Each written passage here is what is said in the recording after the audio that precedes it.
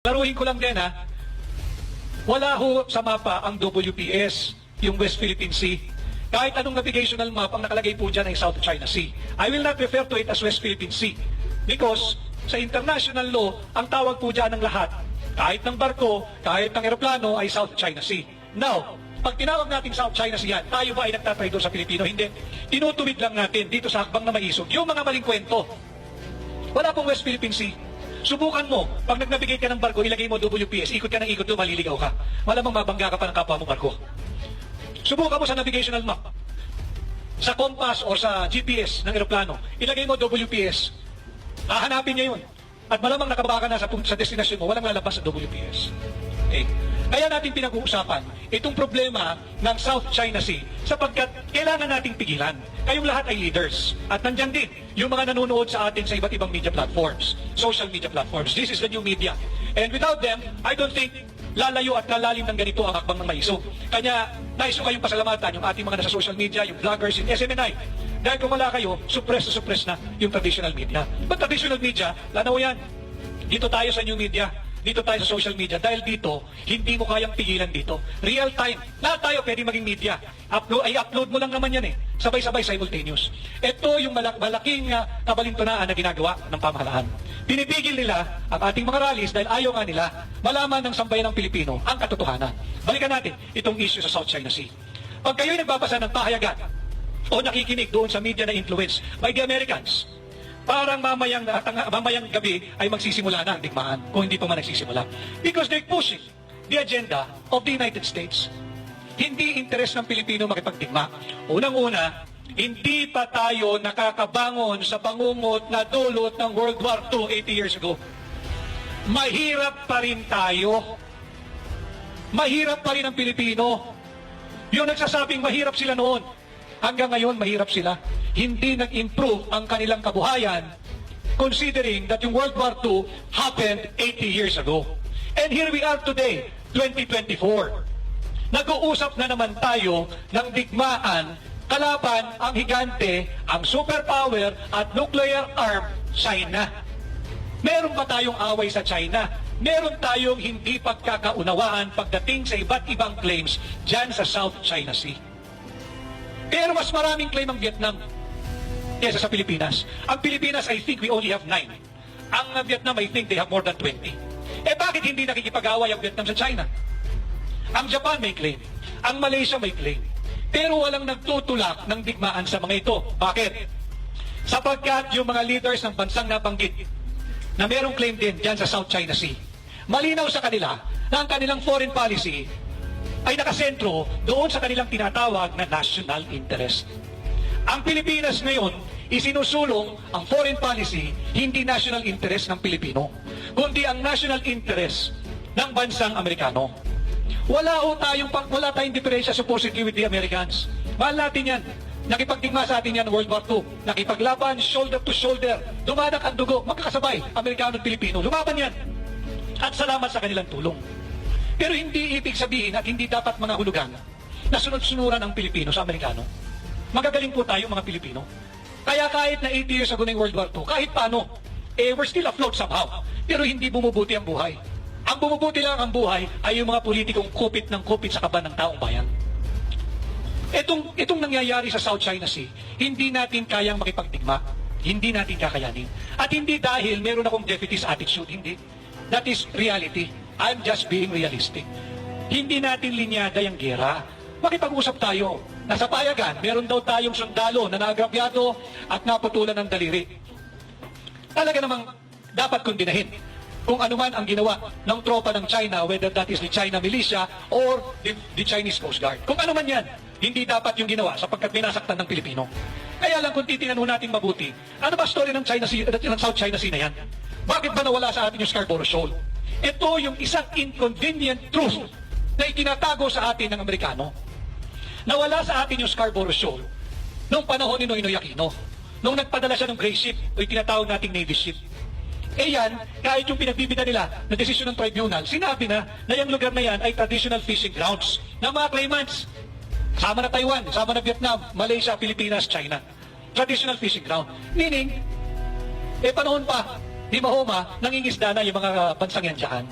So wag natin pasukan, wag natin imilitarize. Minilitarize nung panahon ni Noynoy Aquino. Nagkaroon ng standoff. Na uto-uto ng Amerikano si dating Pangulong Noynoy Aquino.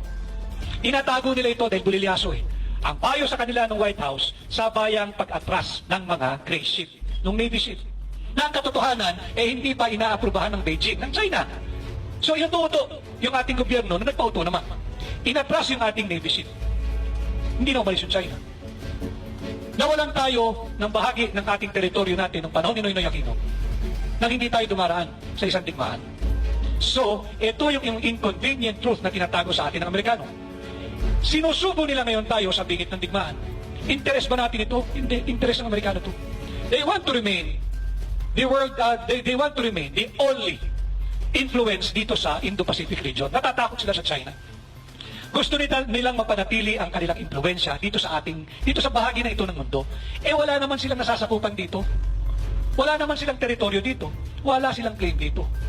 Dapat tayo, ang isinusulong natin, yung daan ng diplomasya. Makipag-usap tayo. Yung nangyari sa ating sundalo na naputulon ng daliri, talaga naman, then we have to condemn that. Kaya lang, bakit tayo umabot sa ganun? Tayo ba ang pinubok o tayo ang nagpo-provoke?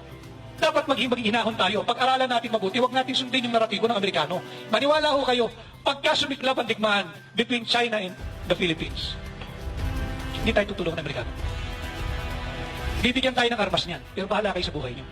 Have we not learned sa mga ginawa nilang ganyan at sa mga sinira at ginulo nilang bansa? Naririnig ko yung Ukraine.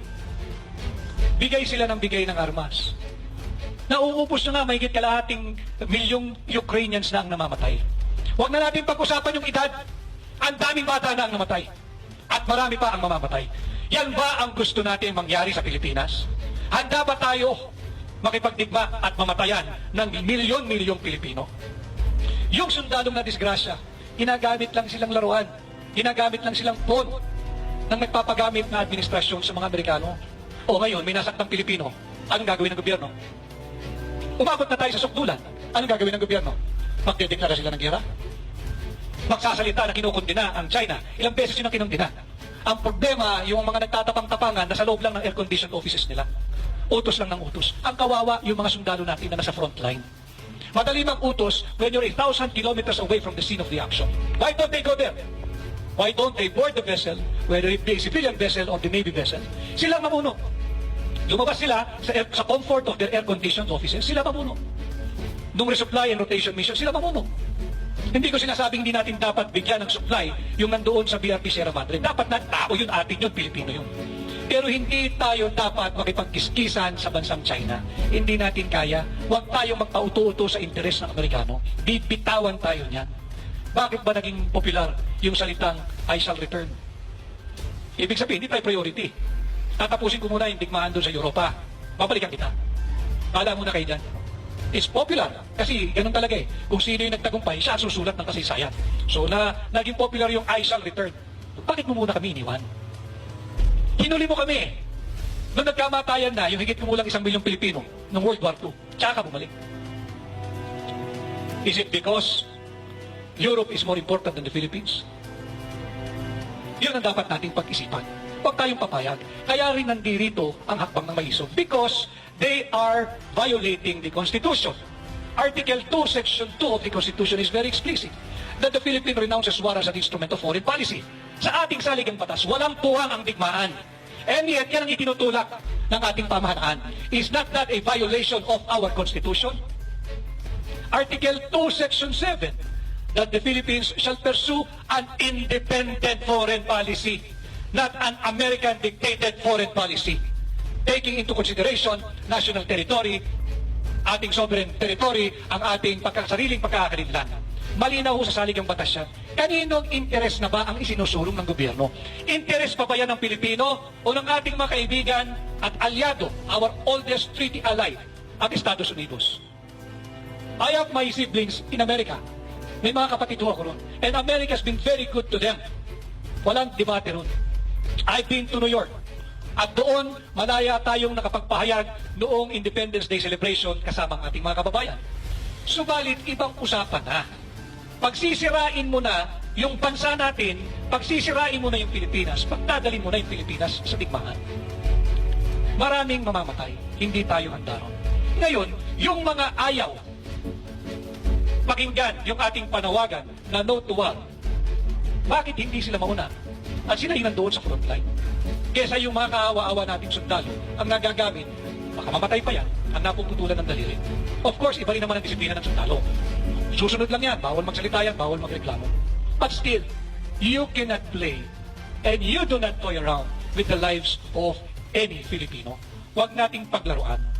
Hindi tayo handa. Imagine ninyo yung Ukraine. Imagine din ninyo yung digmaan ng Israel at Hamas. Pag dumating yung panahon na pinipigilan ng hakbang ng maisog, itong ating no to war advocacy, mas madali nating mapigilan kung pakikinggan tayo ng pamahalaan. Mas mahirap pigilan ang isang digmaang nagsimula na. Kasi papasok na dyan yung amor. Papasok na dyan yung sinutamat balik.